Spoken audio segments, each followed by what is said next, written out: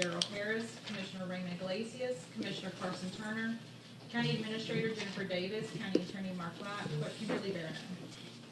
Thank you. At this time, welcome to the Henry County Board of Commissioner meeting. If you have any device, we ask that you turn them off for us, please. If you'd like to speak, we ask that you fill out a card, give it to the clerk, and she'll allow you to speak. Also, we ask that you only limit your time to 3 minutes. Thank you so much. First thing we have up is bids.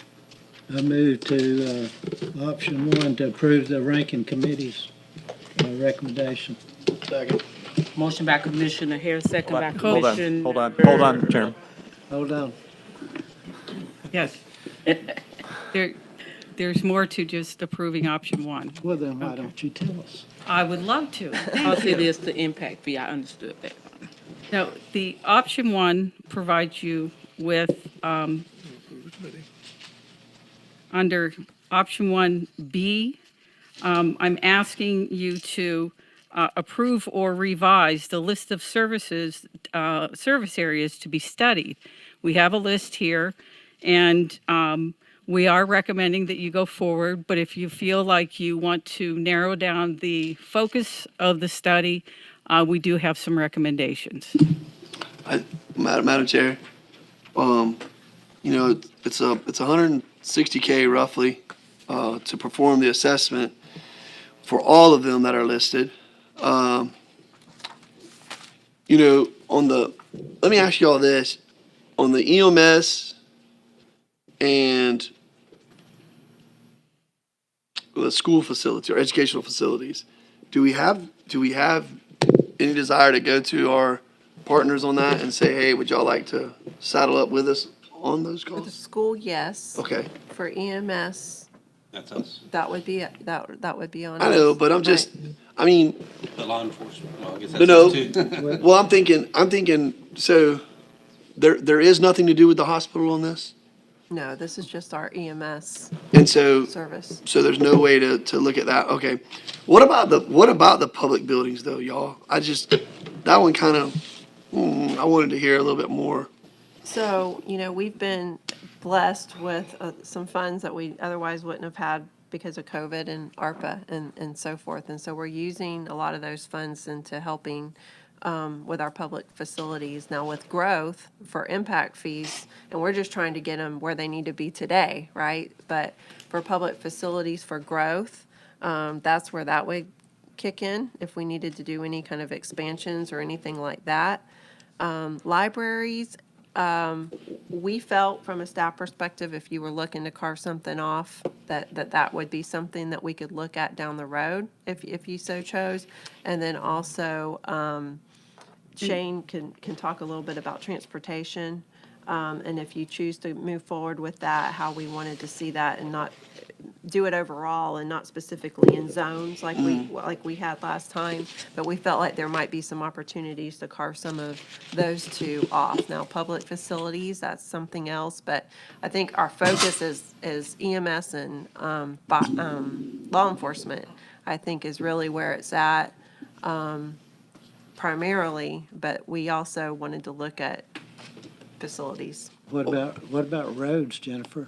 Well, that's the transportation that I was. But can you use that money for roads? You can use it, to increase the capacity of a road. So we could do like a 2-lane to a 4-lane, you could do turn lanes, but you can't use it for resurfacing, repaving, adding shoulders, right, Shane? What about That's a show that from No sidewalks. the new road? You could do a new road. Was that, we'll never get a new road unless we do something like this for Wheeler State. We just want to specify in the study that if we do it, that we're gonna do it, and Shane can talk about it more, but I'm saying countywide, right? That we could discern where it goes rather than in zones like we did last time, because it's hard to spend it Yeah, in certain districts, So and, it can go anywhere.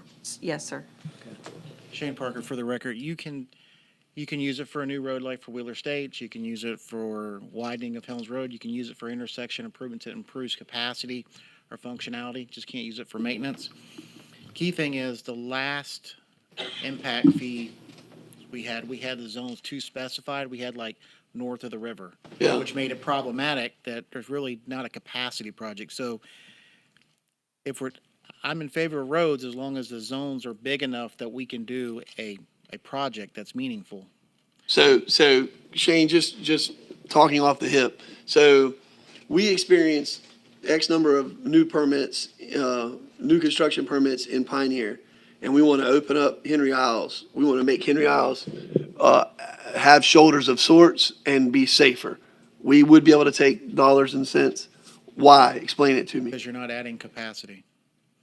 Now, if you're adding a turn lane, or you're widening the road, or you're making a new road connection out somewhere, you're adding capacity to the road network, that would count. Well, widening would be an improvement, wouldn't it? But you're saying you don't have space to widen. You don't have space. You have to buy. You can use it for right-of-way acquisition to buy stuff. We used the last impact fees for intersection Yes, improvements, and we also used it for right-of-way acquisition for Helms Road when we were doing the design for it. So you have a benefit for it. You just don't want to pigeonhole yourself to one little quad. You want to make it wide enough so that way, if you have to add turn lanes on 833 for Montour, you could. You just won't have. Let's say you have an isolated area where there's no growth. You don't want to be like, well, I only had 5 houses, now I got to return all this money. You have a big area. That's my only caution. Because you gotta save enough money to do a big project. You got to be able to do something. or You gotta have to build, return. you gotta build the funding up to do the project. Yes, sir. You usually only have so many years until To you have to spend. spend that fund. You can Wasn't also it 5 years? I can't recall. It's been a while since we had them, but if you didn't spend it, you had to return it. And You don't want to have to You return can it. use it for debt service too, though, right? Correct, on a project? Well, and that's a clarification in the study that we're asking, but talking to the school superintendent, that was a conversation we had, because we were having that same what do you do if you don't have enough in 5 years? Well, it's their understanding that you could use it for debt service. Well, you could do partial, couldn't you?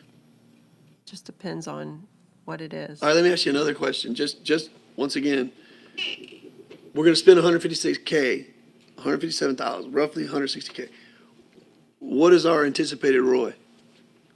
If we went with 3 of them or 5 of them or all of them, what do we anticipate we're going to get back in impact fees with just the current growth that we've seen? So what has happened at, The last 5 years, for example. let's just go the last 2, okay? You want to just do the last one? Let's just do the last one and make it real simple. We won't know until we do the study. So we don't, because we don't have a percent thereof of what we anticipated we would charge. Correct. You could give that, but you're saying that we have to have the consultants to be able to tell us those. You don't know what details. you don't know what the rate is. How you're going to implement it and what it's going to be. You don't know what the rate's gonna be, so until you know what the rate's gonna be, you couldn't. So 'Cause years, we did one, just 25 for the school and 25 for the county, and the 1 year was over 3 million, 25 what? 2,500, 2,500. Based off of the fees that we had before. right, for a 1 year. So question 1, either do we want to revise it or we want to go with what's on here? Ms. Byrd, I'd also like to ask Mr. Harris and Ms. Davis. I remember we wrote a large check back to either GL or NAR. It was something that actually inspired me to be in this seat right now because I thought it was asinine that we didn't spend resources that were given to us, but there was a sunset that was associated with it. But I remember it was at the Pioneer meeting. I remember What, vividly. and who was it? I don't, 07, I believe it was. or, We gave an impact Oh, fee back- the check impact back fees, to, right. the point I'm making is, you say we had a revenue stream of X millions. What, did we do some substantial construction with those impact fee dollars that you all recollect? I don't know, I don't know how much we received for that. Shane Parker for the record again. I recall on Helms Road, we bought right away, and I want to say it was either 425,000 or 375,000. We bought a large chunk. I believe it was the Garden Wall property, which is like 20-something acres. Uh-huh. That was a right-of-way acquisition, and that spent all the Transportation funding on the impact. west side. Yes, sir. Transportation impact. And that's when y'all were locked in on zones. Right. Yeah. And on the east side, I want to say we did something at Everglades Airport. Uh-huh. For road. It was an actual road project. But if you did roads, I can tell you on the west side or east side, we could find a project to do. Only thing is just make sure the zone is not too small. It's big enough that you can move the running around where the need is. Well, I mean, for example, Shane, I think a very easy thing to me to justify, and I think the scary thing is you're kind of telling me we can't do this, but like 846, 833, 835 are dangerous right now. The volume of Hendry County constituents that we have traveling those every morning to go to work down south is very high if you look at it from a comparative of where everybody works. I look at that as you see the people that live in the Hookers Point community, or you see the people that live in the Montour Flagpole community, they just duck south out of their neighborhoods and go south. Are you telling me that if we got impact fee dollars for new development or new growth that was occurring in Montour, we could not spend that on road repairs to those 833, 834, 846, 835? That's correct. You couldn't do maintenance. You can do a turn lane at an intersection to improve mobility.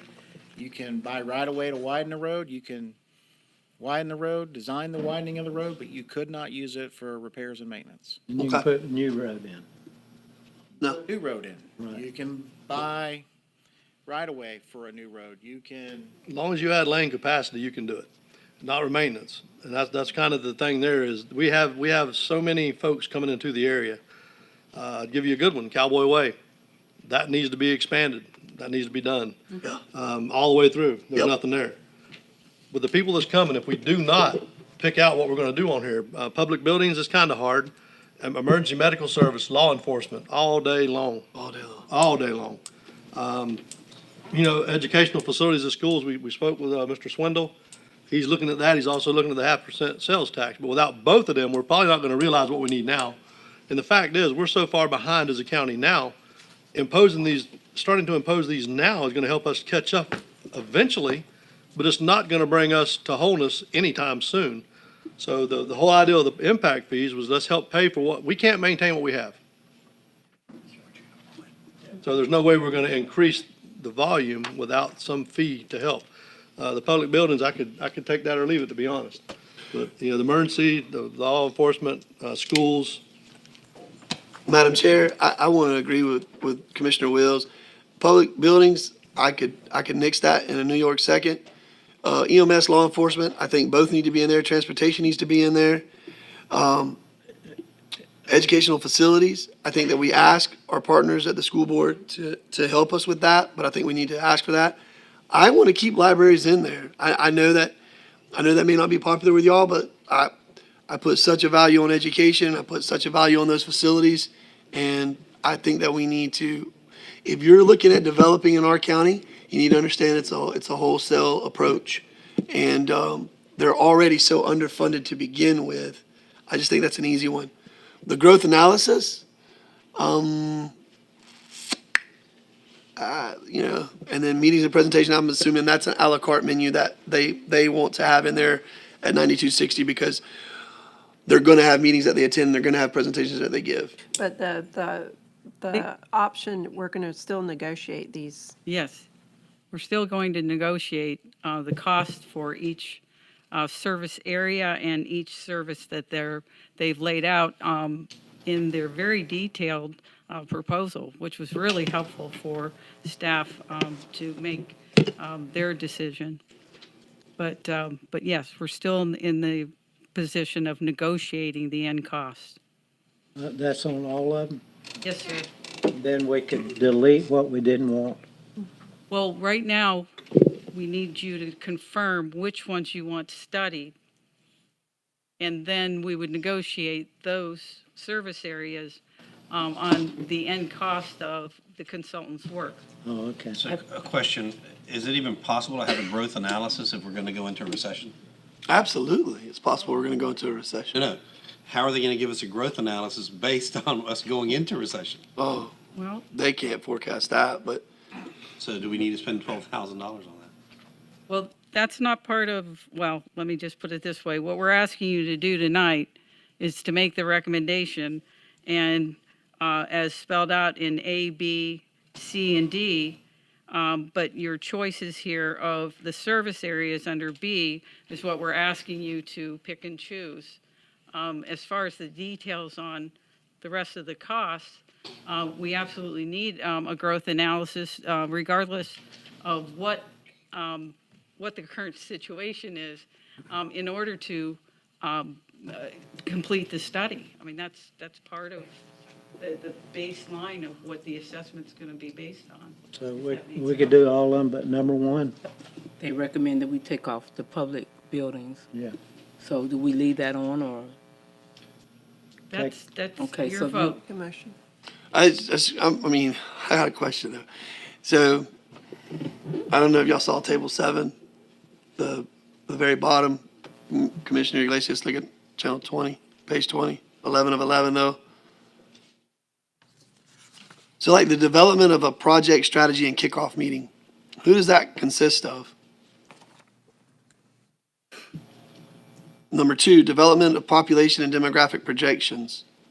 I would assume that's their team doing their job. This is a different consultant that you're looking at. Oh, Their that's a cost- different one. That's not bench. No, it's not. Oh, okay. So you gave us all of them in there. Yes. Okay. I'm so glad because I was like, man, No, that's, I did the same thing. yeah. Why would that we're- be in We're there? not interested in well, our recommendation includes bench, and that's, well then, do we have a motion already? We do. Just to accept, we need to take off one. So you're going to take off number 1, public buildings. Is that right? Yes. And then we're going to leave EMS, law enforcement, transportation, educational facilities, and library facilities. Staff's going to work with the school board, and y'all are going to move forward negotiating contract fees with select firm, bring back the results. When do we anticipate we'll be bringing this back? for the contract, I would anticipate it could take a month for us to work through this. July meeting then? I'm hoping the July Okay. meeting, but that, Okay. Any idea what kind of turnaround for the report? 6 months, 3 months? well, they have in their proposal that it could take, I think it was 7 months, Lord, that's something like that. too long. Too long? I'm sorry. Yeah, And then we got to correct the math after that. yeah. They can do it faster than that. All right, well, we'll work on that. Well, I think you need to put it in writing if you say you're going to work on it, because Well- if we tell them 7 months, or if they have in their writing that they're saying it's going to be 7 months, It'll be 7. it'll be 7 plus. Right, and that's going to be part of the contract that you'll see either in July or 1st of August. Okay. Okay. So Commissioner Harris, when do you want to see it in? I want to see it in 3 months. That might be pushing it. Yeah, but if you don't push them, they won't do nothing. Well, we'll put Commission- that in the contract, see what happens. I like it. Are they here tonight? I don't think so. I Okay. think they're viewing online. Well, you know, if you can see us, you need 3 months. Say it louder. You need 3 months. All right, I think they're already starting. Could you redo the motion for me, eliminating, We'll just add, taking number 1, public buildings out of the Okay. 1B. 1B, and motion to accept option 1. motion by Commissioner Harris, second by Commissioner Turner, all in favor? Aye. Motion passes. Chairwoman, I need to pull C3 and C4 off the consent, please. C3, C. Are we gonna speak on it, or we just gonna pull it? Okay. Make a motion to approve the balance. Second. Motion by Commissioner Turner, second by Commissioner, Wills, all in favor? Aye. Motion passes. The first item that I asked you to pull is the business tax licensing. Ron Zimmerly's here from the tax collector's office, and he can speak to it. Part of the structure of what is before you, there is 3 classes, A, B, and C, and through our executive meeting, we recommend that you stick with Class A and B and not delineate C. So if it's a business that otherwise would have been under C, wherever they fell, whether regulated or unregulated, they would fit with the classes A and B. And then Ron's here to expand or explain any other questions you might have. Ron Zimmerly, Assistant Tax Collector for the record. I'll answer any questions you may have, but as Jennifer pointed out, we're looking at just 2 tiers. We'd like to make it as simple as possible, and it's a flat fee on each one of those tiers. So you're looking at $31.50 for the A tier and $57.75 for the B tier. But that is subject to you all coming up with your ordinance and the rates that you would want to put into that business tax. It is a tax. Do we decide that? You can decide that, yes, sir. Do we have to decide it tonight? Well, we need a little bit of direction, and then you would have to direct your staff to come up with an ordinance to replace the ordinance that you have. I'll defer to your legal counsel for. What is the purpose of removing C? The C rate was $315 in the Polk information that I provided you. They use it more to keep some of those activities that are being charged that higher rate. In my opinion, you would charge that higher C rate, and there are only 11 Cs that are in the code for Polk County, which is only 3% of their total numbers of categories. But in my opinion, it would be like Walmart, some of your bigger organizations, maybe that have a large number of employees, they would perhaps be in that C tier if you so chose to add it in. There are, you basically are starting with a clean slate on this, so to speak. So you could eliminate some of those uses that Polk has in their C tier and have a C tier just for those larger type organizations. What you say in Polk County, is this in state here now, Hendry County? Is it in state here now? We have occupation or business license taxes right now. The rates, we have varied rates, right? Yes. They're like. Your rates right now are not a flat fee type rate. I understand that. So one of my question is, if these three are not instated in Hendry County now, are all three of these instated now in Hendry County? This is a totally different A, B, and structure. C. It's a totally different This structure. is Polk County's structure that he's proposing as a sample, but that's not our structure. And so we're not doing A, B, and C right now. We're doing A through Z right now. I mean, it's a lot. Yes, correct. Because you don't have a flat fee. So for instance, a hotel, it's based on number of rooms. Multiply their business tax license, you have to figure out each individual business. So it becomes quite onerous. This simplifies the process. Restaurant, it's the number of seats that you have. Square footage enters in. All different kinds of things. Have you done any calculations to see if that's going to be a plus or negative in revenue for you? I'm glad you asked that question. It's your revenue. Okay, So- our revenue. So you choose the rates that you wish to charge. Okay, what I'm asking is based on our current system now, your current system for our taxes, our revenue, did you look at what it is now versus what it would be if we were to vote on this and support it? Well, because you don't have this tier system in place, if you were to essentially replicate it, like what Polk has, in my opinion, you would basically be revenue neutral. Okay. We're not looking at this as something that will generate more revenue or Streamline. less revenue. We're streamlining it and allowing our new software company that we've had for a number of years to be able to handle the business tax module. If I can just say, in our code now, we have they call it occupational license taxes. It's now called business tax receipt.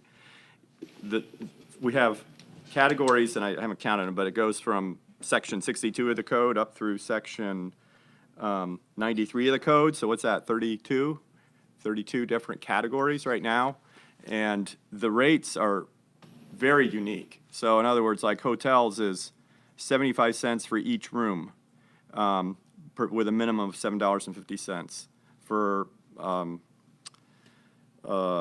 cemetery, well, we don't have any cemeteries that are private. But then for circuses, traveling shows, and it's $75 per day, and I could go on and on. It's all over the map with very precise amounts, and they're trying to simplify it. And so tonight, you don't have to decide on what those amounts are going to be. He's basically raising that our current system is kind of unwieldy, and so he's asking that you authorize us to amend the ordinance and bring back the ordinance for a public hearing in front of you at a future meeting, and we'll work through all these things to come up with a system, if you will. I make a motion to approve the recommendation as presented to us from Assistant Tax Collector Ron Zimmerly, Second.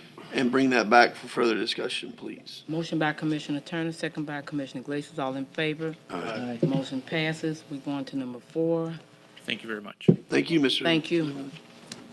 Thank you. I'm pulling this item just to clarify with my write-up. I'm asking you to waive the bidding requirement for a future planning service contract for Ms. Embledge's services to the I make a private, motion to approve option one. not waive- to exceed $10,000. Second. Yes, ma'am. Motion by Commissioner Turner, second by Commissioner Harris. All in favor? Aye. Motion passes. That's all I had. Thank you. Thank you. And I'd like to take a moment and thank Margaret for her years of service. I don't know how many years that consists of, but thank you. Bunch of years. This is her Bunch of last meeting with us. Thank you. Except for when I come back as a consultant. Okay. There's what you gotta really.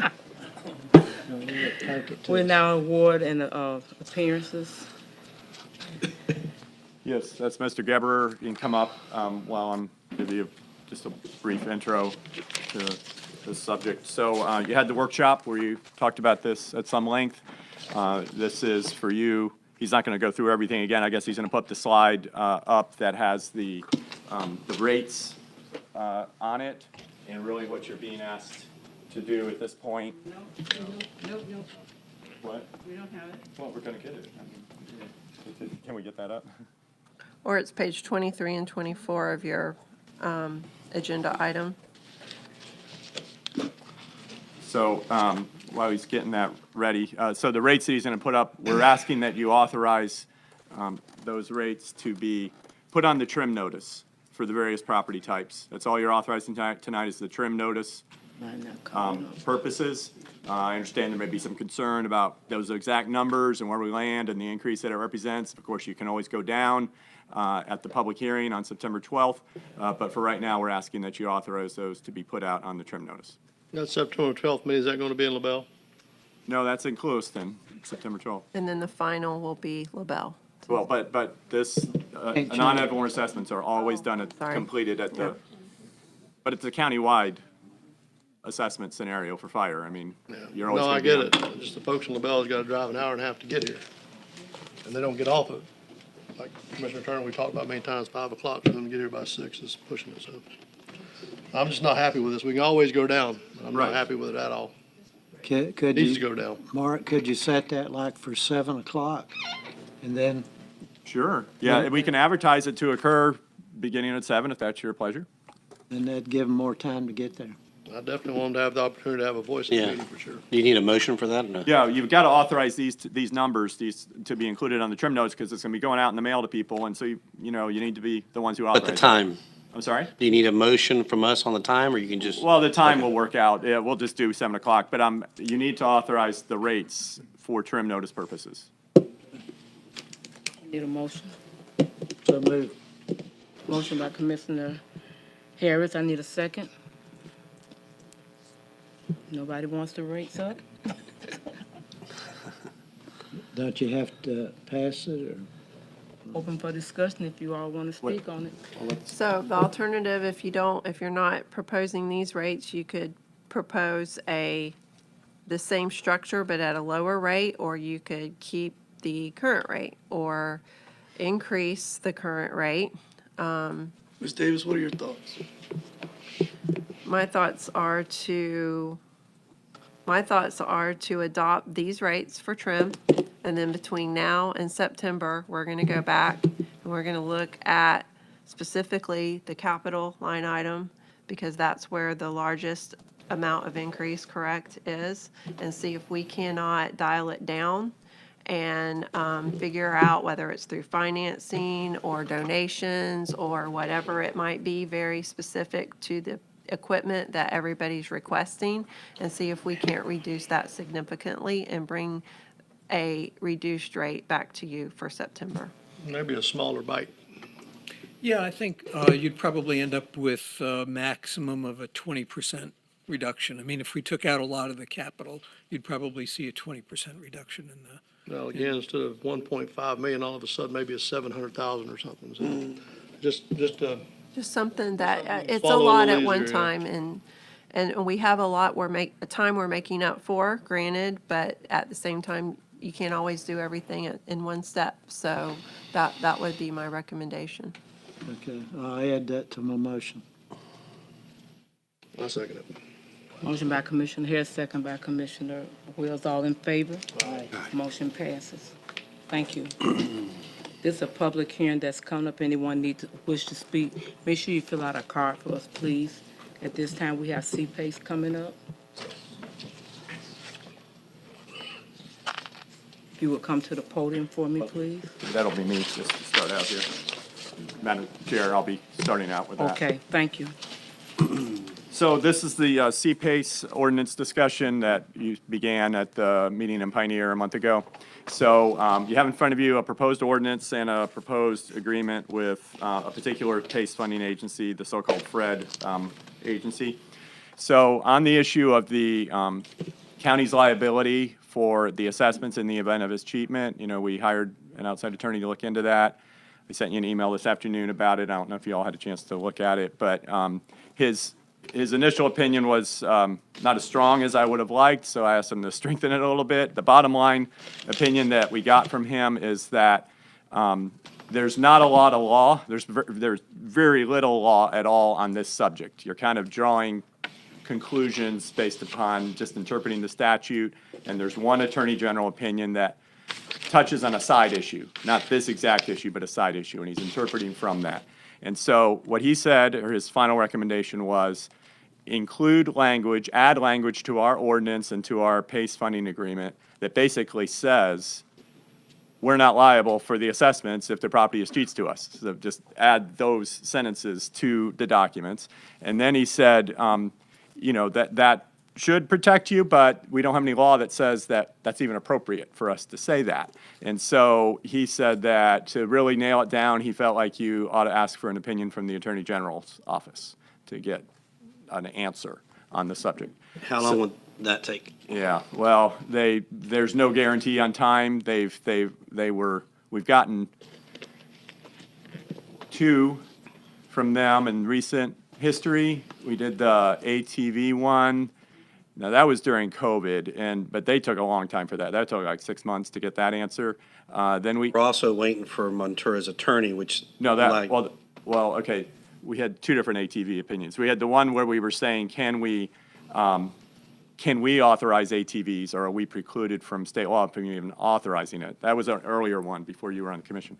And then the later one was where we said, can we allow golf carts on a private district, a special district road? That was the second opinion.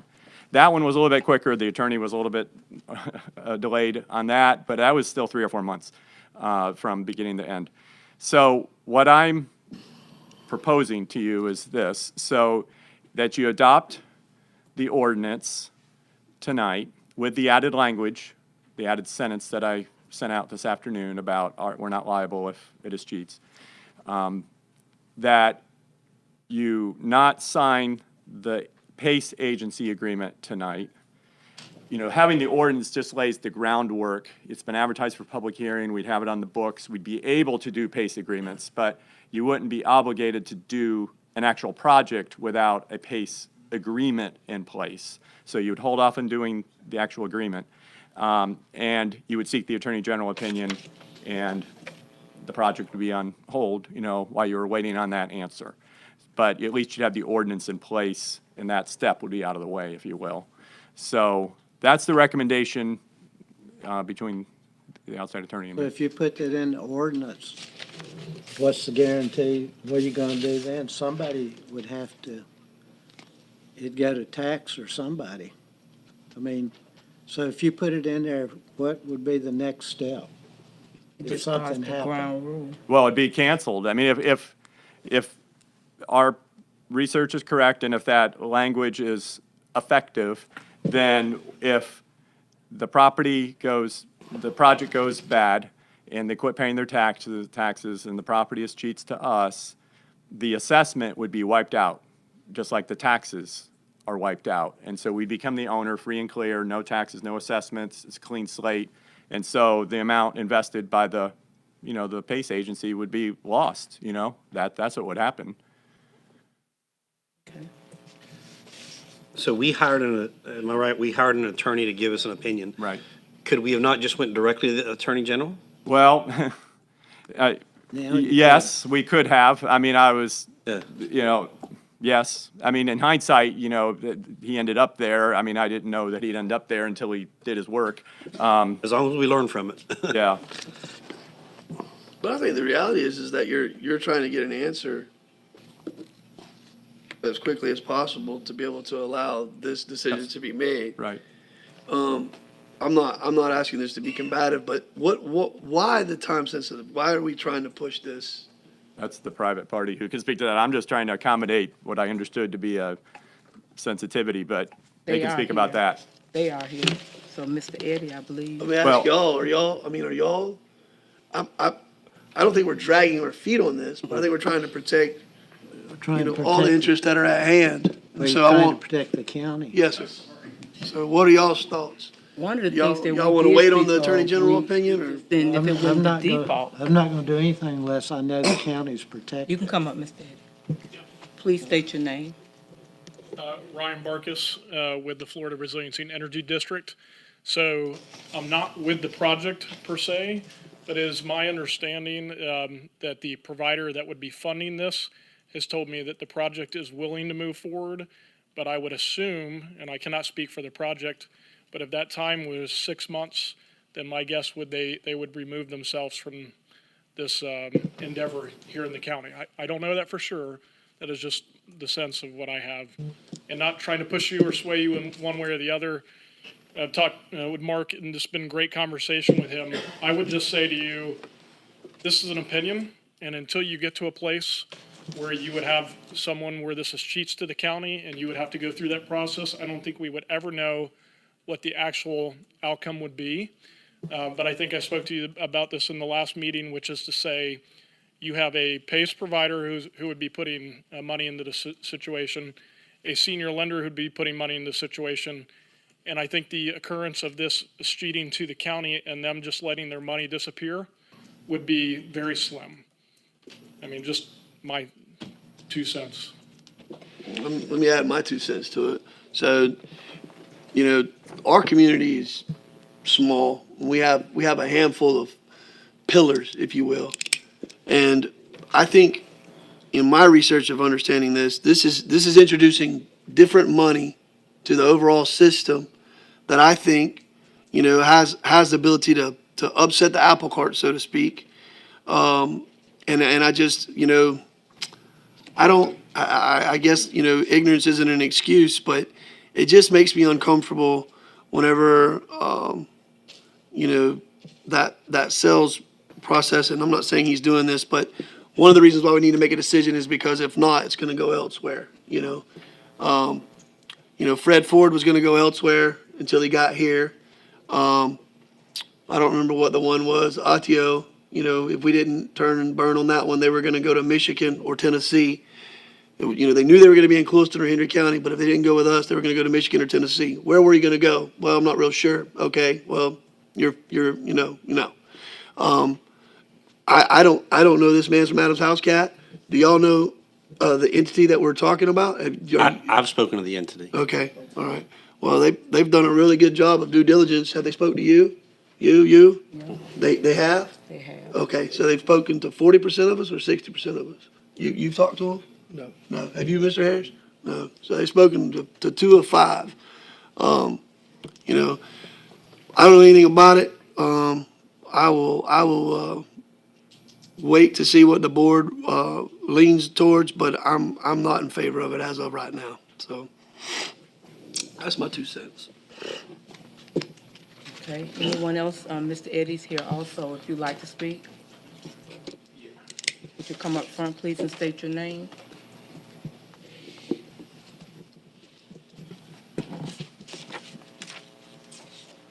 Eddie Metzger. I work with Y Green Energy Fund. We are not a part of this project whatsoever. In fact, we've been told that we're not going to be a part of any signature of an ILA until we bring a project forward, which we actually have a very broad description. It's a fishery.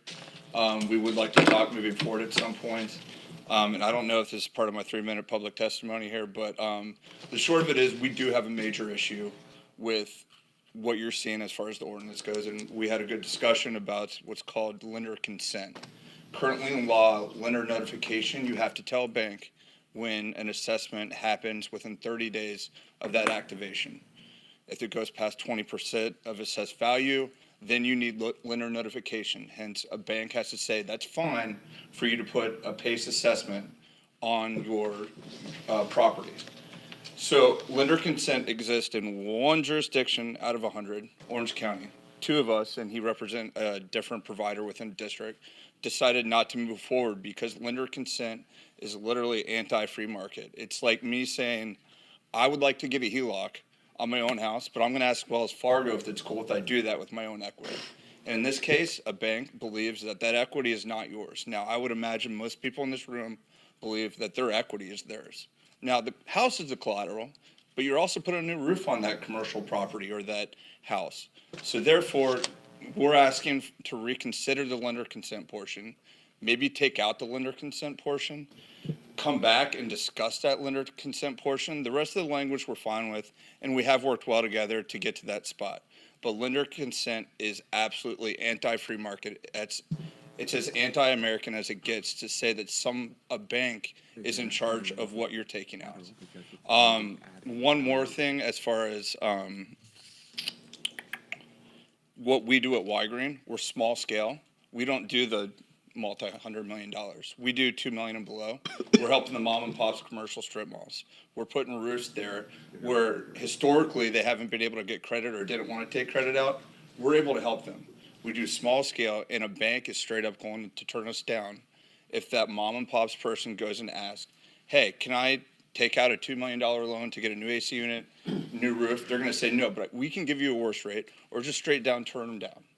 So these are the issues with lender consent, and that's why you only have it in 1 county out of 100. That further drives my point. I mean, I couldn't have said it any better. The fact that our economy is built on small mom and pops, and I just think that if you start introducing new money into the system at a different rate and the ability that our lenders cannot provide, I think that you're running the risk of cutting your nose off to spite your face. That's my 2 cents. Thank you. Please state your name. Yes, hi, Devesh Nirmal. I'm with Counterpoint Sustainable Real Estate and the Florida PACE Funding Agency. I've been working in this arena for roughly 5 years. Prior to that, I ran the Miami-Dade County Sustainability Office in Pinellas County as well, and worked in commercial real estate. Maybe stepping back, 2010, the statute that was developed by the Florida legislation, 35 states have a PACE statute, and 2010 is when it was enacted in Florida. And the whole reason it was enacted was that they realized that they needed a public-private alliance around certain building improvements that create a public benefit as well as a private benefit.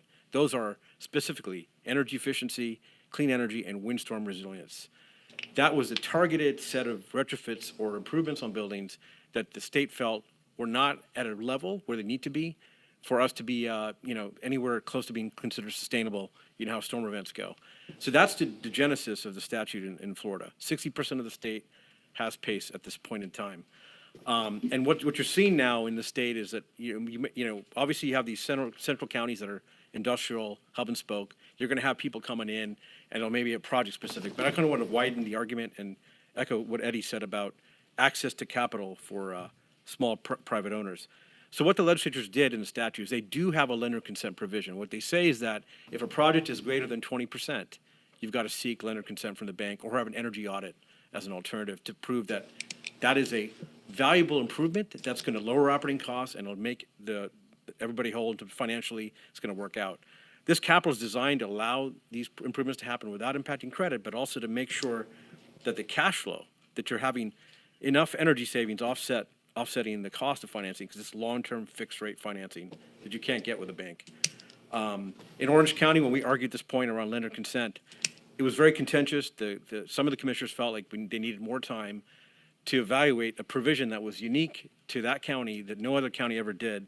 And so I'm here to say that we'd like to see that lender consent provision removed, defer back to what the state has already set up in the statute, 163.08.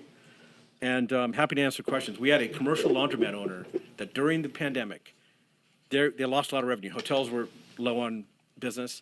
They wanted to put solar in and new roofs to reduce their cost of operations. They can stay in business.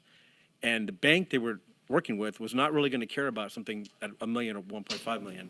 But that same bank would honor lender consent on bigger transactions with other owners. It's just the nature of the market. So anyways, I just want to make those points, and thank you. Happy taking questions. Thank you so much. Well, I had several emails concerning, and some of the banks was not pleased with if we was to push through with this. So I need a recommendation from the board. I make a motion to defer on action until we get an official Attorney General opinion. Also, I do not want to take the lender consent item out of this language. Right, but by the defer, you're talking about not adopt the ordinance either? That's correct. Okay, so at the future date, when we bring the ordinance forward, you're saying, keep the lender consent in. You're saying. That's correct. Yeah. Motion by Commissioner Turner, second by Commissioner Wells. All in favor? Aye. Motion passes. Next up is petition BA 22-001. Mrs. Taylor. Margaret. Yes. Good evening, Commissioners. This agenda item is a variance request at 1018 Louisiana Avenue. Applicant is Janet Taylor. I'll make a And- motion to approve. Motion by Commissioner Iglesias, second by Commissioner Harris. All in Wait, favor? the public hearing, please. This is a public hearing. Thank you. Anyone from the public wish to speak? Yeah, they put the hammer on her. We don't need to hear from you. Oh, I was trying to beat that. It's real simple, real simple. You don't need to speak. we already know what you want. We said yes. I'm with you, but it's for the people who come behind me. You out might here. talk yourself out of a cell, just so you You're know. right, you're right, but I'm trying to help somebody else. This is Janet Taylor. I just hate that Margaret is leaving. I want to say how much you all gonna miss her, as much as I am. And this is something that I really was gonna try to work through Margaret. This is the first variance that I personally have had to do. And I know it's probably policy, Mark, with the advertisement that you all sent out and I'm doing because I'm paying for it, a certified letter and a regular letter. Is there a policy that has to be done? And what is the justification for the two notifications? Because the people I paid for a certified letter and a regular letter.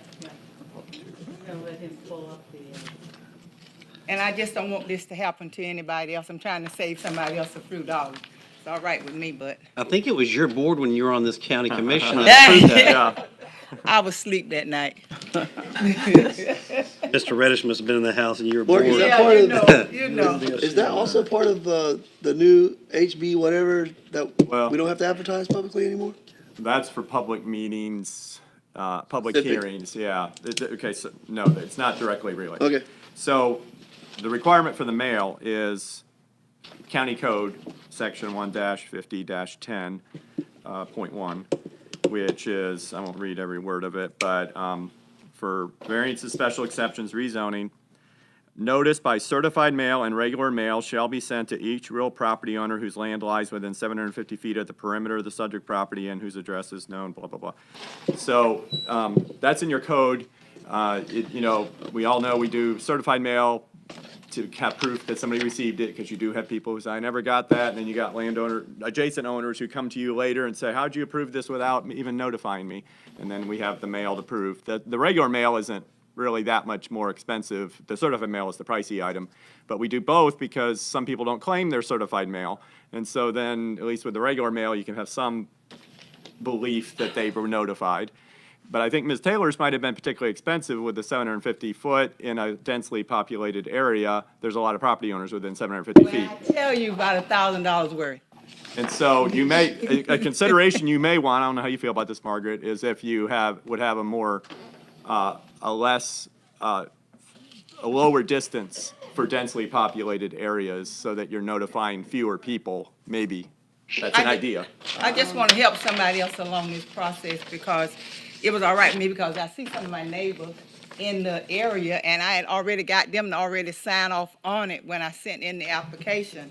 But then they still got they got the certified letter. I didn't realize it until they start calling and say, why am I getting 2 letters?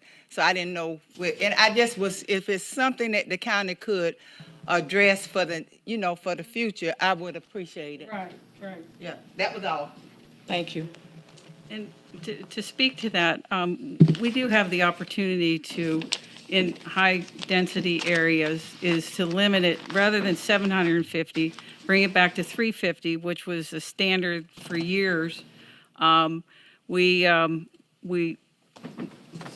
could bring it back to 350 for high-density areas, the 750 for certain level, and we also did adopt a couple years ago the 1,000 feet if it's less than 10 adjacent property owners. With the 750, if you don't reach 10, you've got to go 1,000. Why was it changed from 3 to 7? Well, I don't remember that. I'm just saying, in other jurisdictions, I'm aware that they use 350 for certain areas. Well, So it's not unusual for a county to have that as as one of the requirements or the area. So, if In some rural residential and an ag, I can't remember which one it was, one or the other, there was some issues where there wasn't proper notification. Yes. On an item that came before the board, and so we increased it to 750 Well, at that time, that's what I understand. Wasn't that the slaughterhouse?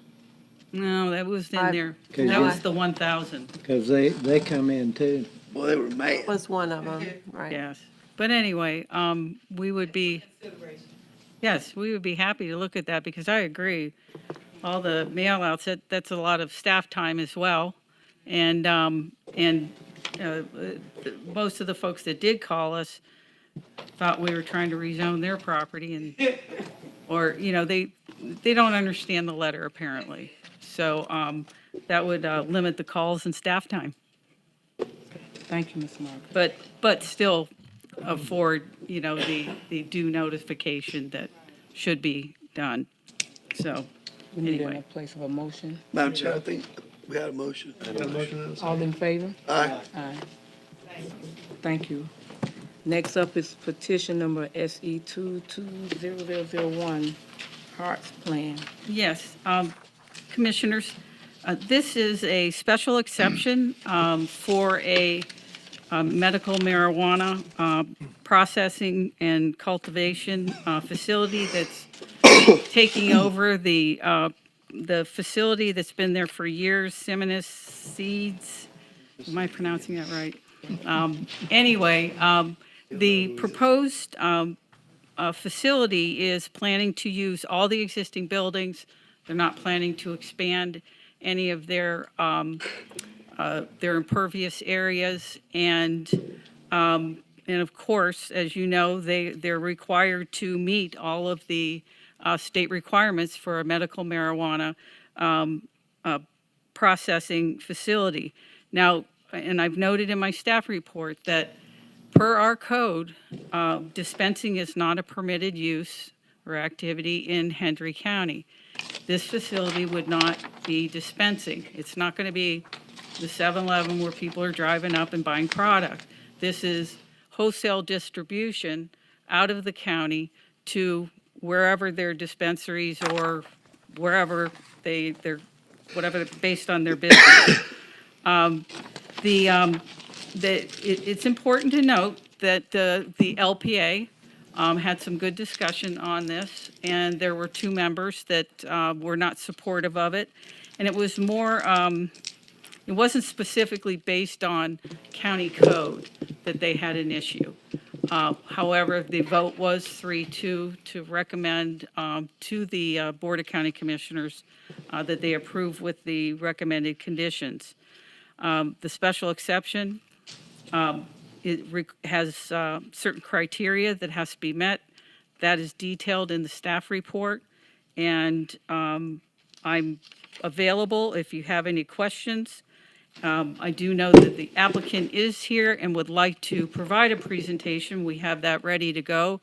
And so if you don't have any questions for me now, I'll turn it over to the applicant. Mr. Ian? Okay? Okay. Thank you. Would you please state your name? Go to the restroom.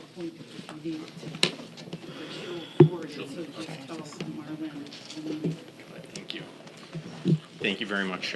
For the record, my name is Ian Bachakov with Ackerman Law Office at 98 Southeast 7th Street in Miami, here on behalf of the applicant, Hart's Plant Nursery. We did prepare a brief presentation just to give you a little bit more information about our application, and I have a representative of my client here as well, in case you have any questions beyond what we put in the presentation. If you want to go to the next slide. So we're here, as Margaret mentioned, and I have to thank Margaret again. Absolutely share the sentiments of the former commissioner. Fantastic to work with. Thank you. We're here to ask for approval of a special exception for the agricultural processing use on the property. As you're aware from the packet, the cultivation of medical marijuana is just treated as a simple agricultural use, so the cultivation is permitted by right. This is specific for our ability to process these products on the site. And also, as Margaret mentioned, we're not asking for any approval to sell any medical marijuana from this facility. There will be none of that here. Next slide. A little bit about my client. They are a state licensed medical marijuana treatment center, which is the legal term in the state of Florida. And they focus specifically on the pharmaceutical side of it with one of the most dedicated genetics research programs to find the best suited genetics of the plant material to make the best medicines possible. Next slide. Currently, they're licensed in 5 states around the country. They began in Illinois, and they actually have cultivation facilities in 4 states currently: Illinois, Arkansas, Missouri, and they have one, a much smaller one here in Jacksonville as well. So a little bit about medical cannabis in Florida.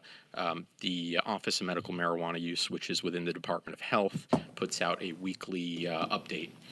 As of this week, there are 726,000 or so qualified patients in the state, about 3.5% of the total population. And there's about 3,000 new patients obtaining their medical marijuana card or prescription each week or so. And it's important for us to be able to have this agricultural processing use because in order to keep the costs low for the patients and of the medicine, the ability to process it where it's cultivated is very important.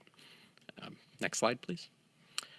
So a little bit about the specifics of the state law in Florida, which is important to note. Chapter 381.986 sets forth that if you are licensed with a medical marijuana treatment center license, you have to be fully vertically integrated, meaning you have to cultivate, process, and dispense everything yourself.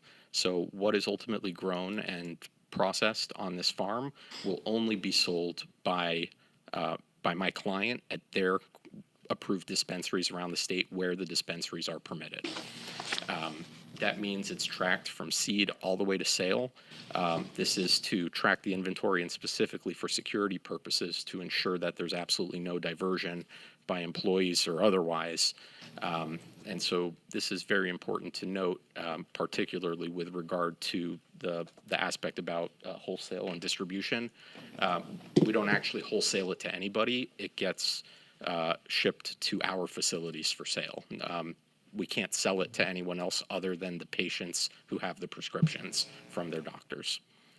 Next slide, please. So this is an aerial view of the property. It's about 20 acres at 2221 County Road 832. It was a former Monsanto Bayer facility where they had seed lab and many greenhouses for the cultivation. All of the cultivation per state law is required to be within a greenhouse or indoors. So the cultivation does occur inside and it'll be in the existing greenhouses. And we are proposing not to expand any of the existing facilities at the site. We would be doing an interior remodel of the existing structure towards the front of the property where the county road is. to put the processing facilities within the existing footprint of that building. Next slide. Here's this map was actually in your application packet, just to give you a better idea of what's going on at the property. Mainly greenhouses, some storage hoop houses, and the main building where the processing would occur. Next slide, please. The property itself is zoned A2, where agriculture is permitted by right, so that's the cultivation use, and the agricultural processing use is permitted by special exception. I believe it's a minor special exception, which is what we're here asking for. Next slide. So a little bit about the security of the property, because this is a very regulated industry. The state statute has minimum standards required for security, such as 24/7 security footage, level 2 background checks for security guards, employee badges worn at all times, all employees over the age of 21. We go above and beyond those state minimum requirements to ensure that not only is every area of the facility that needs to be secure fully secured, but to ensure that we never have any issues. And I'll mention, of all the states where we do operate and cultivate, we've been operating since originally licensed with absolutely no issues from the governmental agencies. So we tend to stay under the radar, because that's the best way for this type of business to operate. Next slide, please. And so, as you saw in your staff report, your planning staff found that we are fully consistent with the comprehensive plan and the land development code. We meet all the requirements and are consistent across the board. And one of the items I just wanted to mention specifically was with regard to the economic development, because I know that's important. We tend to hire locally. It's the best. We try and be good neighbors. And so we estimated between 75 and 100 new jobs would be created by this facility once it's up and running. Next slide, please. And as mentioned, staff concluded, and we agree that it meets the requirements, and they've recommended approval with conditions, and we agree with all of the conditions. We don't ask for any changes from what they've recommended. Next slide, please. Yeah, I'd put in there specifically the recommendation from the order. If you want to just go back one slide, there we go. And that was it. So unless, if you have any questions, I'm happy to answer any questions you might have. Mark, what about the tax? This would be more tax than farming green beans or something? Is it still an ag? I'm sorry, can you restate that? Yeah, what about the taxes? Well, I don't know. Do they have green belt for this? And I don't know. So because it's medicine, I know at least at the sales level, there's no sales tax on medicines, and as far as property tax, it's an agricultural use. So that I would defer to you. I'm not certain. Yeah, I don't know if we had the property appraiser here. It's really going to boil down to whether they have ag classification. I mean, we had I don't know, is it Semina Seeds that have an ag classification? I don't know. I would assume it has an ag classification. Yeah, it's ag. It's still in the ag sector. But there's a new owner, and so it had to be Yeah. reevaluated by the property appraiser. But, That's right. We would have to submit an application for a new agricultural exemption But you because don't- of the change of I think the ownership. benefit here is Commissioner Harris is going to be, while there were a number of people gainfully employed out there to begin with, I think we're going to see an increase in the overall pay of the employees that are going to be out there. My big concern is, we were all raised in a conservative environment, and you're dealing with the word marijuana. But the reality is it's, times have and will changed, and this is bringing a lot of good to a medicine kit that didn't exist and wasn't allowed to be part of the kit for a number of years. And so it's a different animal. It's not what my association of the Just Say No movement is. And so, I mean, it's a completely different universe that I'm talking about right now. So Some people use it in lieu of narcotics. I mean, that's one aspect. The other aspect is you take a young person that is, on the spectrum, or is suffering from Tourette's, or worse for that matter, is, a severe cancer patient or something where they're dealing with, extreme amount of pain, and they have this in their wheelhouse now that didn't exist, wasn't legal, and they had to break the law, and that taboo is no longer associated with it. So How close is this to Felda, Mitch? No, it's just, you got quite a ways to get to Felda. You're just now Key Rise or 832, so. And again, the University of Florida's done quite a bit of studies on this as well, and the time we've spent there, it really does have huge benefits. I know this is going a little further than the one that was put in 1/10 of a mile from my house. on B Road. On B Road. Yep. And you really don't know it exists. Yep. I know we've had some issues with them, but as far as any other negativity, negative feedback, I haven't seen that. And this is out in an area that is consistent with, like they said, what they're wanting to do. I don't know, Mark, if with all the conditions that was set in, Ms. Hemledge, are you comfortable that if there is any issues further, that the conditions you put in place is going to protect Hendry County? Sorry, I thought you were talking to Margaret. I was, but if you want to answer it, you can. Don't matter to me which one of you answered. I just want an answer. The applicant is comfortable with all of the conditions, yes. Madam Chair, I would make a motion to approve the attached resolution and Before we move do, forward with the public hearing. this is a public hearing. Anyone from the public wish to speak at this time? I believe Mr. Matthews, I'm not sure which area you want to speak in, but this is a public hearing. Anyone from the public wish to speak may do so at this time. You can continue, I'll Commissioner. second the motion. Motion by Commissioner Turner, second by Commissioner Wells. All in favor? Aye. Motion passes. Thank you very much. Thank you. Kind of lost here. It's under, If I may, action under- what kind of time frame are you looking at to be up and running after the remodel? Any time, what kind of time frame are you looking at being up and running, employing 75 to 100 people? You'll go to the podium, please. Thank you. And state your name for the record. Matt Wellen with Revolution. We plan to start cultivation around probably November after we do some construction, and I would think probably Q2 is when we'd be looking at doing the processing part. Q2 of '23. So Okay. we'll be ramping up throughout the course of that time. Okay, thank you so much. Any other questions? Thank you so much. You pass them over. Correspondent action. Yes, Madam Chair, members of the board, this relates to the Seminole Tribe's purchase of some, about 4,000 acres, about, what is it, 2.9 miles or 3.2 miles north of the reservation.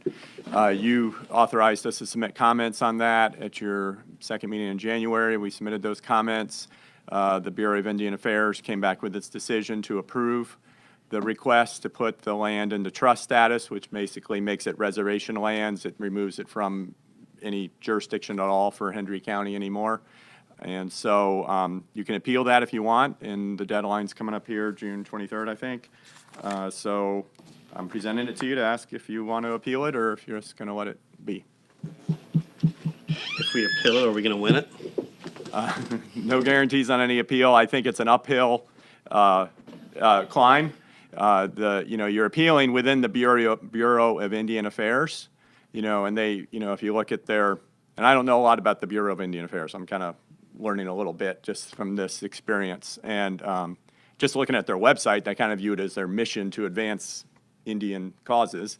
I did do some research to look at what their appeal record, if you will. I mean, I was looking to see, they have this appeals board that hears their appeals. And so I read some of their decisions on issues like this, adding lands to a reservation, and when the county or the state or the city was objecting, and then it was heard and ruled on.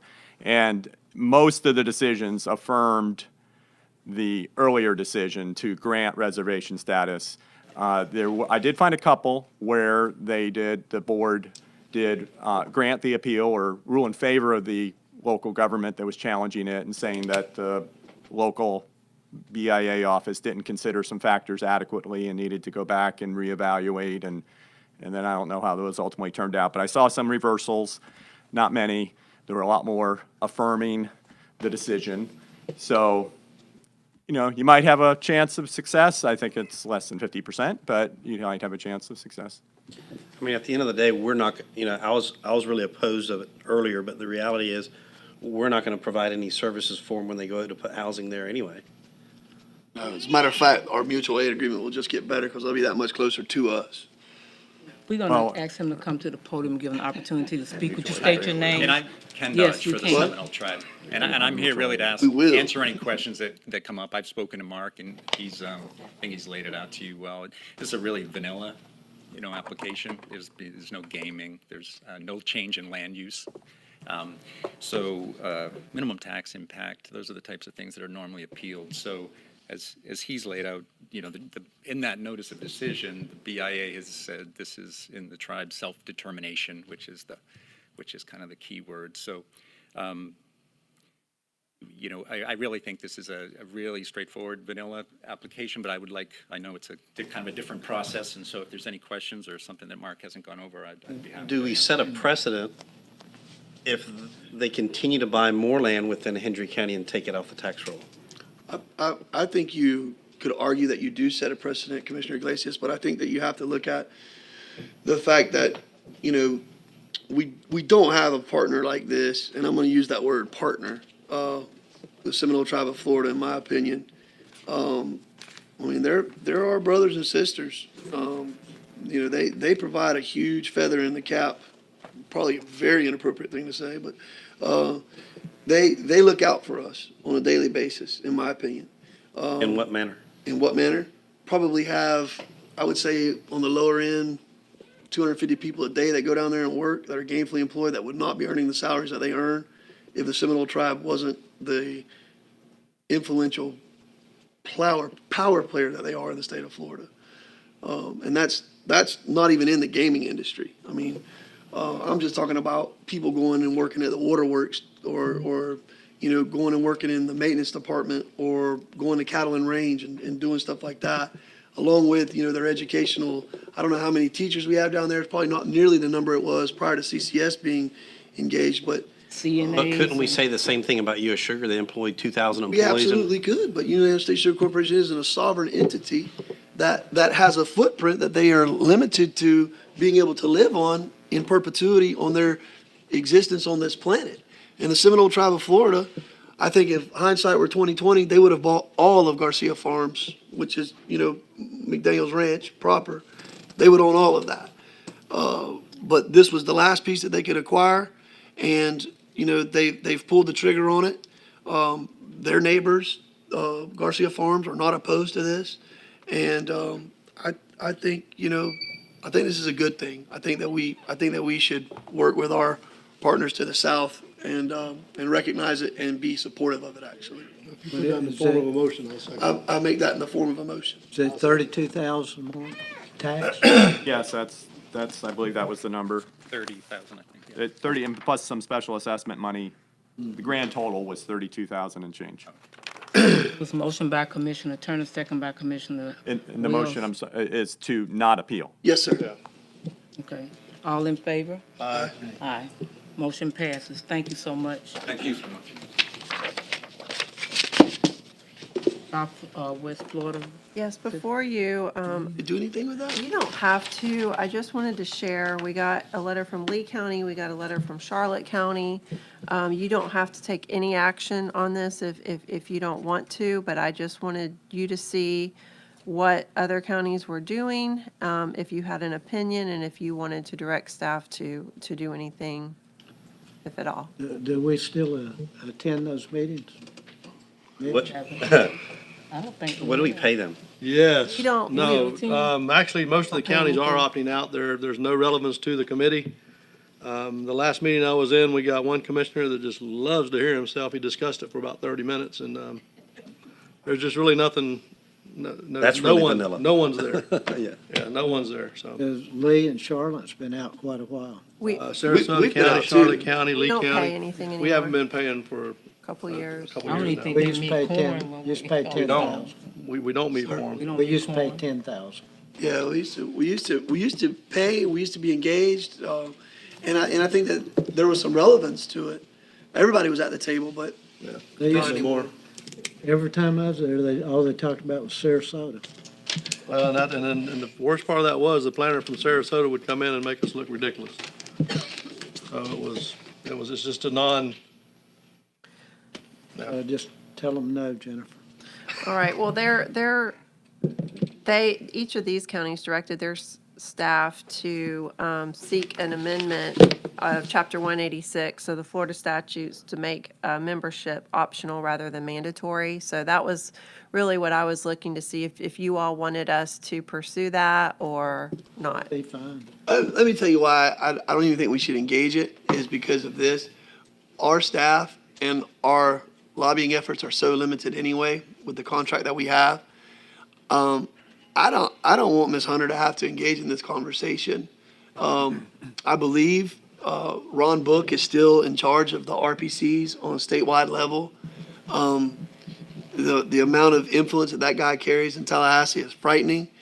And when you start looking at getting into that conversation, and then you have, I don't know if Scott Coons is still the director of the regional planning councils for the statewide and all that stuff, it just gets sideways quick. I'd rather stay like Switzerland and just be like we are. And you can call me a coward on it. I'm not. I'm just saying there's no reason for us to go stir a hornet's nest whenever we're not giving them any money and we're not engaging in anything and it's not hurting us and it's not helping us. Let's just let a sleeping dog lie. Yeah, there's nothing to engage. At the meetings, we never have quorum, so we can't do anything anyway. Yeah.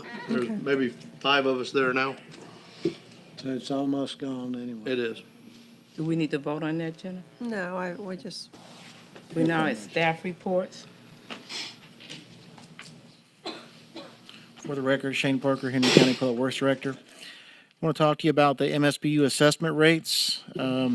Assessment rates are staying the same except for mosquito control, Phillips Road. Phillips Road's going to be a new one. Solid waste, and Mark talked about fire earlier. But just going through them real quick, mosquito control, you approved this last year as a little mishap with the property appraiser's office, but basically it's in regards to Banyan Village. We want to assess them 0 except where they're developing in a block, and then we'll assess those lots so they receive a benefit, and we're looking to redo that again. Phillips Road, where the board approved the MSBU, we've had at least 2 community meetings regarding, well, we had several community meetings, but 2 recently regarding proposed rates. And what we're looking at is vacant land being $100 a parcel, and if it's improved with a house, it adds a value of $280. So $380 if it's improved. If you have an additional residence, we're at another $280. There's one lot like that. All the residents we met with, nobody was opposed. They wanted to actually have a higher rate, but we weren't in favor of that until we actually have the easements and a plan of action in place. Murray Road MSBU, we're actually lowering it slightly for a loss of revenue about $700, but it would line up with Phillips Road and be compatible. Staff thinks that's a good idea. So basically 100 for a vacant parcel, 380 if it's improved. If you have another house, you add 280. We have one scenario like that also. And then the last one is solid waste MSBU. You recall on May 24th, the board approved a 5% increase, which was required by the contract for waste connections. That adds $8 and basically 43 cents to the cost of collecting solid waste. We've been living off our revenues and we continue to do so. In the staff report, I gave you some options for solid waste, and I had listed $350 in solid waste MSBU for an inaccessible road at $250.26. But if you notice, we give partial hardships, and when you give a hardship, you got to get money from the general revenue to make it whole. And just looking back at the budget, we can actually, I'm recommending instead that you do $343.60 for curbside for the trim, and then for the inaccessible road, $245.68. That's basically a 13.4% increase over the current rate. Current rate's $303.11. The partial and full hardships would be increased by the amount of the collection that was per the contract of $8.43. This is what we did the same thing last year, when we were doing assessments. And so Are we locked in with the garbage? you're locked in with garbage. You've got one more, you got 2 years. You got the one coming up and then one more year. But actually, after the completion of the first year, we'll need to be preparing invitation to bid documents, getting board buy-in on what those, what criteria we're using. And then once we get the buy-in, we're going to issue it so that we actually know, I'd like to know at least at January who our vendor is so we can do the transition. Either if you're keeping the same one or if it's a new one, we need to know so that when October comes, January of '24. January of '24, we know exactly. So when October, so we also need that because you're going to need to know how to set your rate for your new year. We need to have that in place. We also got to have a transition period. I So don't think it's that contract. Is it like that? But anyway, you need more than two. I mean, Could you Need send at me a least copy three. electronically? 3 what? Are you gonna do the bid process? We're going to do, yes, and it'd be a request for proposal. That's what you did last time. Yeah. And then you'll weigh their qualifications, you'll weigh their price, and you'll look at it all together. That way, if you get a low price and they got bad credentials, there's some haulers that are actually giving you a low rate, but they're not picking up the trash. And that's a problem they're having across the state. That's a good deal. Madam Chair, Low rate, no pick up trash. we can approve these all at once, right? Do I need to replace them, approve the current assessment rates imposed by the county for all MSBU's placed on the transmitters with the following modifications? Do you need me to read them in? How about we just do option one and with the slight adjustments to the solid waste rates that he read on the record? And I'll read them one more time for the clerk. The item F, instead of being 350, will be 343.60. And item I will be 245.68. And just keep in mind, what do we do with fire? B and H, what about G and H. partial hardship and full hardship? Those will, That'll stay, those will remain the same. okay, all right. Yep. Option one would do it all. I second the motion. Motion by Commissioner Turner, second by Commissioner Wills. All in favor? Aye. Motion passes. Thank you, Chair. I got one more item, change order number 2 with EHC for tangent safety improvements. This is for overrun of pipe quantities, and also due to the fact that we encountered muck at one of the pipe extensions. So move. Second. Motion by Commissioner Harris, second by Commissioner Iglesias. All in favor? Aye. Next we have up is the county, Jennifer Davis with Joseph Projects. I will not be voting on this particular item, but we spoke the last time concerning Joseph Projects, the work that they do in the community. And Marlon did send out a letter to everyone. Madam Chair, I read the letter. I'm a huge supporter of the Joseph Project. I would like to make the motion to adjust the number to a $5,000 flat number and add in for whoever Jennifer designates as our staff member to work with the Joseph Project with regards to grant writing abilities. And put that in the form of a motion with those services being pushed in. Madam Chair, I'm afraid we give this donation, we're going to open up Pandora's box where we're going to have every 501c3 come up to us asking for money. The reality is today, we heard the Sheriff Department asking for an additional $3.3 million. We've had to go up on MSBU rates on garbage. I know it's only $5,000, but it's only $5,000 today, and then here comes every organization. How do we give to one and not all of them? I think we take them all, my personal opinion, we take them all in a case-by-case scenario. Clueston Cougars come in and want $10,000 for uniforms. I don't think that's an automatic, we have to give $10,000 to the LaBelle Cowboys or Longhorns, you know what I mean? But that's a great point, because But- I've used that as an example. You know what I mean? But yeah, I mean, I think that you do run the risk of that. I will tell you, Commissioner Iglesias, I mean, I think I've told some people no in my lifetime. I've told a lot of people no. I think in this chair as well I have. We went a number of years where we pulled it all back. When I first got on, I think we were just under 6 figures in grants and donation in kind. And then we pulled it all back and we had to. I think this is one of the few ones to me that Marlon's organization does an incredible job not just for one community. He does a good job of training professionals, in my opinion. And I think that it's a penance for what we get from a return. In our position, getting people ready for work is essential. And we don't have the staff to do it. I think partnering with an entity like this is huge for us.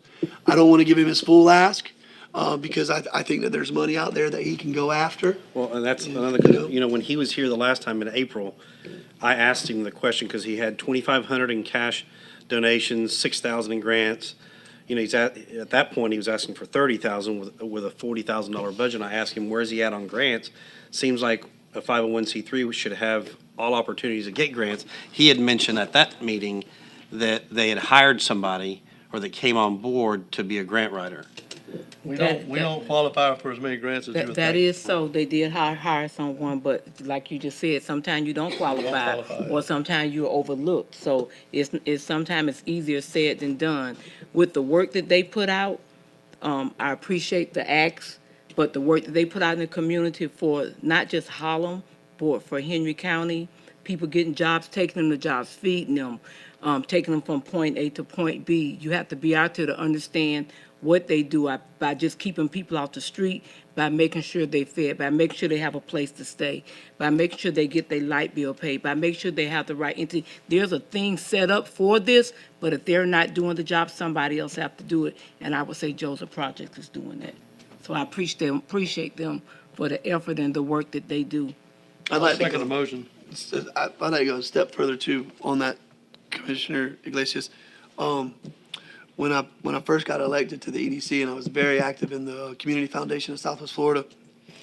Is it now just called the Collaboratorium? It is. Okay. Which, by the way, I put him in contact with him. I can't remember what the per capita number is.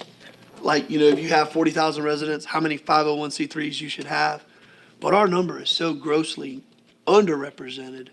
And I think because of that, we miss a lot of wraparound services. I don't think we're fat and sassy on anything. I think that, we could do a better job at a lot of stuff. I'm proud of the work that Ms. Bird and some of the staff has done with Goodwills. It's not nearly the thorn in my side that it used to be. I think that it's being used better now and more efficiently. And you say, well, where are you going with that? I think that those are the little fill-ins, that we have to do to keep getting us, moved from that doldrum of being the highest per capita unemployment % winner every time. Which, by the way, I guarantee you, let me give you one more little anecdote.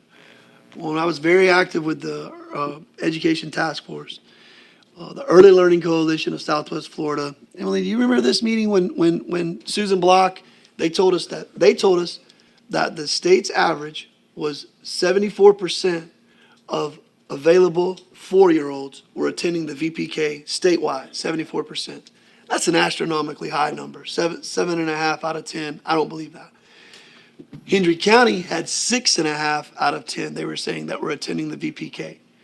I challenged them. I said, I don't believe you for a second. I said, I think our numbers are grossly exaggerated on that. Ms. Block challenged me. She said, then prove it. Myself, Molly Gardner, Stephanie Busen, Susan Chu, Lisa Knack. There was 5 or 6 of us. We literally did a physical survey of all of our VPK providers, and we were actually at 35 or 34% of our population of VPK eligible 4-year-olds attending that free program. You say, well, where are you going with this? If you have that low of a percentage of 4-year-olds attending VPK, what is that percentage of ready 5-year-olds going into kindergarten? And now, how does that correlate into a 3rd grade performance, a 4th grade performance, so on and so forth? The compound interest laws take over, and you have a person that's broke by the time they get to middle school. And the dollars and cents that it costs to get somebody to be a functional reader in middle school or high school versus elementary, it's astronomically higher. Long way to get back to the Joseph Project is trying to head that off right now. And they're not going to cure cancer, but I think they're taking one bite of the elephant, every time, and they're trying to do it. And I'm a huge fan. I hope that we do open Pandora's box. I hope that there was a young black lady that has reached out to us 4 or 5 times that has wanted a tremendous amount of help. But she, in my opinion, she hasn't come back on her end and said, I need X, Y, and Z, and I'm producing, 1, 2, and 3. I hope we open up Pandora's box. I hope we have 4 or 5 more 501c3s that come in and tell us they need money, and then they give us background that supports it, and we have to make a difficult decision to only give them X. So that's my justification for it. Motion by Commissioner Turner, second by Commissioner Just, Williams. Madam Chair, and you're going to abstain. You have I to- did sustain, I didn't vote. I did make that comment when Okay, I I'm first. sorry, I missed That's that. okay. Thank you. Motion by Commissioner Turner, second by Commissioner Williams. All in favor? Motion passes. Madam Chair, I make a motion to approve and deviate from the purchasing policy, waive the bidding, and authorize procurement for the lowest quote from 3 vendors on the forklift that emergency management needs. Second. Motion by Commissioner Turner.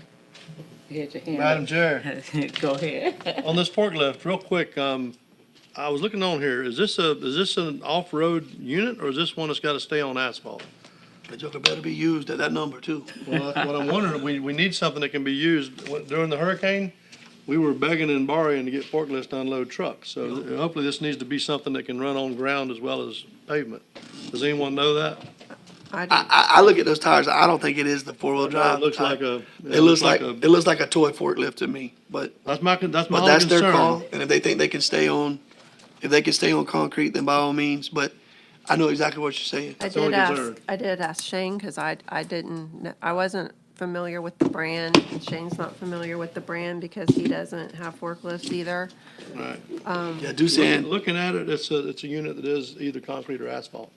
It's not gonna be something that you'll be able to use at some of these distribution sites that we've had to set up in previous times. That's the only reason I was asking. I'm not opposed to it at all. I just wanna make sure it's usable. So let's get the right tool. I mean, That's the reason I was asking Yeah, the yeah. question, yeah. Motion by Commissioner Turner, second by Commissioner Harrison, I believe. so hold on a second. Laces, all in favor? Aye. Motion passes. With discussion, Madam Chair, being, do we want to have staff go back to emergency management and take into consideration? It's not. We were even- there, and it was wet and nasty. Right. We do it consider the deadline if it turned out that it wasn't. We got till Yeah. June 30th. Yeah, but no more meetings till then. So you can authorize a not to exceed Let's amount. just authorize a not to exceed. Okay. But y'all, I mean, you start to getting into, the right telehandler tool. that has the ability to do that. It's a 6-figure animal quick. Is it a match grant? Is that a match grant? It's No not. match. Okay, we'll make sure. Well, Not but to they- exceed the we didn't- Well, amount you that's. need to make a motion with a new not to exceed. Shane, I'm not trying to hurt emergency management's feelings, but what if there was, this is a perfect situation, isn't it, for dual usage, or you don't like that at all? No, I mean, we With the- could use a forklift. We don't have a use for it every day. We have a skid steer with forks we use, but I mean, I'm not saying we couldn't. What about telehandler? Do you have a use for a telehandler every day? No. No. Okay. Does it state what particular kind this is? It's A lull would be Thon, perfect. Doosan. You need to That's look what I up was- life, you got that's it. what I was- I've never heard of I've them. heard of them, but I don't know anything about them. And the one, I know during the last time we need a forklift, we've used the schools, and then we've also rented one with like, it wasn't like that. It was like a cross between a skid steer and a A lull. Yeah, the nice thing about the lull is you can use it for height, whatever the case may be, but it's off-road for sure. But with it being grant money for the EOC, is that gonna, It's used for pallet, the palletization of. I know, but I think he was thinking about using it in other departments. Is that correct? Yeah. That's what Commissioner, what I was talking about is when we have to offload these pallets in the distribution areas, Uh-huh. that was a nightmare. We was having to unload that stuff by hand. Forklift drives in, lull, whatever the case may be, drives in, sets the pallet off, the truck driver's down the road. Ice and water comes in by the pallet. And when it comes in, the volunteers there, older volunteers, like me, we get older, it's not as easy to unload 10 pallets of cases of water or 10 pallets of 20-pound bags of ice as it is to take that fork, snatch it off the truck, and you're gone. Yeah, you get into a 4-tire skid steer that can handle 3,500, that's $85,000 piece of equipment too. I mean, it's a considerable upgrade to this also. So, Now, not everybody can run that. That's, I'm saying something like a Loyal or or a larger size, unit that has the bigger tires in the front. It's smaller tires. It's still like a tractor setup, but it's a forklift, so. What is our cap on this? I'm not gonna say this is free money, but So this that- is the grant from ARPA. So what is our cap? Do we know? Everything that you're adding is county money. So this right? is what we've already been distributed. Yeah, well, he's already chewed up, distributed. he's used up 2 grants to Yeah, cover this most is all of that's it. left. Okay. And then there's a little bit more that he's. And so if we don't use these dollars, we're gonna have to return them, and we don't wanna do that. So We can use them up quick. We just have to do it. But this is the cap? But the additional monies, if there are any, if you want to buy something more expensive, it's Then you coming could out add. of county funds. It's not Right. coming out of grant funds. 'Cause Understood. grant funds are being We exhausted. understand Right. that. Commissioner Wills, the Florida forklift bid, the one that's the heli op, is that not a better option? Is that what you were talking about? Bigger tires at the front, smaller at the back? That's still more of a on-road unit. Okay. You want something. You want something, yes, where you can drive in the grass? Yeah, because that's what they do. So let's give them a not to exceed.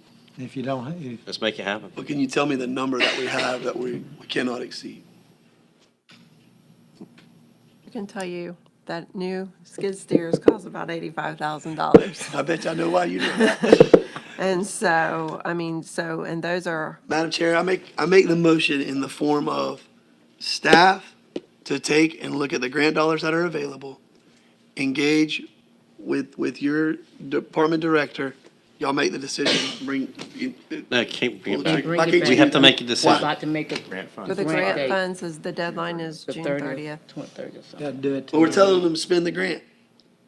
What are they bringing it back to? There's no meetings No, before no, June 30th. I'm telling them to spend the grant. That's it. I'm stop right there, then I'll stop. I won't say anything else. Spend the grant on a forklift that they want. Take their gray matter between their ears and make the decision that's best for the county. Please take into consideration that we won't be able to drive when it gets a little muddy, if possible. The grant is $25,000 and change. That's The two it. grants That's all. combined. But if they go out and buy a $50,000 piece of equipment, Yeah. You'd have to still wait. you have to authorize, you have to put a cap on them. Put a not to exceed on it. Yeah, just put whatever you want them to go over. I know what that skid steer costs too, Jennifer. We just The bought only one. problem with skid steer, Commissioner, is not everyone can operate one. I know, it That's the literally, only thing. Laws. Over 25, it Those are won't six cover figures. that, though. No, ma'am. No, ma'am, it won't cover it. It won't cover 25% of it, actually. We need the equipment for sure, 100%. We need it. We just need to make sure the functionality of it's gonna be what we need. Not just something that we can use strictly there and that's it, so. The EOC, it's paved, and It is. when we put stuff in the hangars, it's paved, and then we, some of our other areas are paved. Not all of the areas are paved, though, is the problem. It's the distribution areas when we have to go Yeah. out. And that's when we were using road and bridge equipment. The problem is during that situation, their equipment was clearing busy. roads, so we couldn't use it. So we were actually going out to private individuals and borrowing equipment, so that's, again, it's just if we can find the wheelhouse to go ahead and get the equipment that's gonna do what we need it to do, I think that's just a better scenario, but I understand the time sensitive portion too. You got all the money. Figure out where to pay for it. Let's get the right tool. You just have to come up with a dollar figure. There's. Not to exceed, I'm gonna say not to exceed $40,000. And that's on top of the 25, correct? Because that money's not spent ours anyway, so. Yeah, right. Yeah. the 40 plus 25? Yeah, 25 Okay. to 40, I think you're gonna get Okay. into a little bit bigger machine that you might be able to Okay. get. I'll second that. Motion by Commissioner Turner, second by Commissioner And- Wills. And just I'm sorry, to clarify, so the recommendation from staff was to accept the lowest quote of the 3 vendors and waive the formal bidding. Of course, we don't have 3 quotes from vendors at this point, we're getting new quotes. So, staff are gonna do whatever quoting process they can do in the short period of time, and that you waive the bidding and authorize them to pick the lowest quoter that meets the specifications And they I come up think, with. and staff may very well decide that they cannot acquire what we're asking for, at which point, Jennifer, Ms. Davis, you bring up a great point of if we're loading at Everglades, or we're loading at LaBelle, or we're at the health departments, we're probably on a lot of concrete, so. So what happens if you can't find or get a lower bid within that price range? Then we'll go with Go with what they this, have. right? Okay. yeah. Okay. And something's better Yep. than nothing. Kim needs a clarification. Okay, Yeah, I need clarification, because I had Turner and Iglesias first. okay. That was that. That was No, the first that- motion.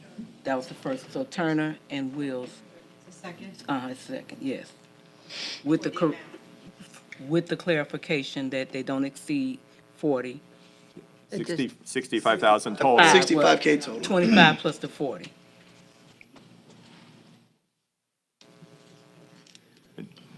I interrupted you from voting. That's okay. All in favor? Aye. Motion passes. Last item I have before you is to extend the current state lobbyist I'll make a motion contract. to approve. Second.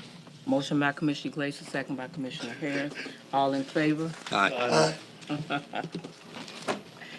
At this time, this is a public hearing. Ms. Taylor, you asked to speak. You'll pass that back down for me, please. I didn't intend to, Carson, but you all triggered some stuff. Uh-oh. Madam Chair, Mr. Glacier, you did trigger something because I definitely will be back with Harlem Tennis Association, our 501c3, because we've been trying to Pandora's get. box. No, we've been trying to get the county to partner with us for some time and have not been able to. And I know that the Tennis Association does a whole lot for that community and all around. But what triggered me was, in fact, the Harlem Tennis Association just purchased a 14-feet freezer for the Black Intelligence Guild that we delivered to Harlem Academy for the man that, and I think, Mr. Wills, you provide the food and stuff through, yeah. Well, Harlem Tennis Association just bought a freezer and Very good. delivered it to him. So we do a lot of good things in the community, so we'll be back. But what triggered me is that I have not been here for some time. An update on the Harlem Academy daycare. And when Carson, when you was talking about the pre-K and the VPK, it just triggered. You know, we lost 92. It was the single largest volume of students in Hendry County attending a facility. Yes. And had the biggest gains when Miss Felicia took over it. Yes. In the last 2 years, it had the biggest gains of all of the VPKs in the county. Exactly right. Yep. So that triggered something. So Jennifer, where are we with that? And by the way, me and you went to war a couple times because the Early Learning Coalition of Southwest Florida wanted it. Right. And then they backed out on us, Miss Taylor. I'm still mad at them. Child care? Child Care Southwest Florida. It wasn't right how they did that. It was It wrong. really wasn't. No. And I think I spoke with Jennifer about it. Spoke with a lot of people about it, and I give you a lot of respect and compliments, and you did a yeoman's job of trying to keep them engaged in it, and it was wrong what they did. You go to their facilities on the coast, and they had a ton of EDDs and PhDs in their facilities, and then they send people out here that don't have a GED to watch our babies, and that's just wrong. That's wrong, and they justified it all day long. Yeah, I'm they still did. mad about it. But they still couldn't justify it with me because No, I they was couldn't. just fighting for it. But So we did an RFQ for services, and we got one response, and then hindsight, after reviewing it, we should have done an RFP. And so we're working on getting that back out for just one wing of the Harlem Academy for daycare and educational services. So the idea is to phase it so we can get daycare services there sooner than later, while we're simultaneously working on the entire project or facility as a whole. We hired a project manager for the county as a whole, and that's one of his many projects that he's working on, but probably one of his larger projects. And so he's hit the ground running, and he's been out there numerous times, and he's meeting with folks and getting assessments and getting costs. That'll all come back to the board, of course. If they trigger those thresholds for improving and repairing and doing what we need to do for this facility as a whole. So the idea is for, I think we call it Wing D, or Building D is the south wing, I guess, where most of the daycare was being held to begin with. And so we are designating that wing for daycare. So we want to get that up and running before we're not waiting for the rest of the improvements before we make that happen. So when you get that wing up and running, how are we going to determine who's going to be the daycare? Because the way Child Care of Southwest Florida did us, I don't know that. So that's part of the RFP process. Okay. Right, so there'll be a committee, they'll evaluate, it'll be like to rent the facility to provide those services. And so it'll be evaluated, a recommendation will be made, it'll come back to the board for them to. A committee created by the county? Yeah, whatever we have a Ranking committee. a ranking committee, whatever our requirement is, we have to have a ranking committee that will meet. And so. Okay, and on you all committees that you all have that just I just wished at some point that we could be sure that we are diverse enough that communities that are affected have representation on those committees. And I just wish you all would put that in consideration. But I just really did want to update because it's been about 6 months or so since I was here and I just haven't been back. But thank you so much. Thank you. Any old business? Business by district? Nothing for me tonight. There. I have a list. Y'all look at me, but. It's hard. You know what? I'm gonna rock the house next time. I'm gonna have one of them 30, 45-minute business by district. Gonna do like Carson. Anyway, I'd just like to thank Margaret. I see her almost every day, so I won't be talking to you. But I appreciate all you've worked with us a lot and worked with me a lot. Thank you. Commissioner Wills? Well, I got a few things, and y'all are gonna hate me after this, but, the one thing is, what is the premise behind always going with the low bidder? Is there a statute? Is there an ordinance? The reason I'm asking that is being on staff, I can tell you, I don't know how many times that it was just beating your head on the wall because the low bidder always turned out to be, we're gonna add this, or we're gonna provide the same service, and they never did. Or they suck. So, Hey, let me touch base on that. If I'm having open heart surgery, I don't want the cheapest guy. Thank you. I'm curious, why are we locked into that? Well, I get it, was taxpayers' money, but I wanna know what I'm paying for one time. Not 10 times over because we went with the lowest bidder.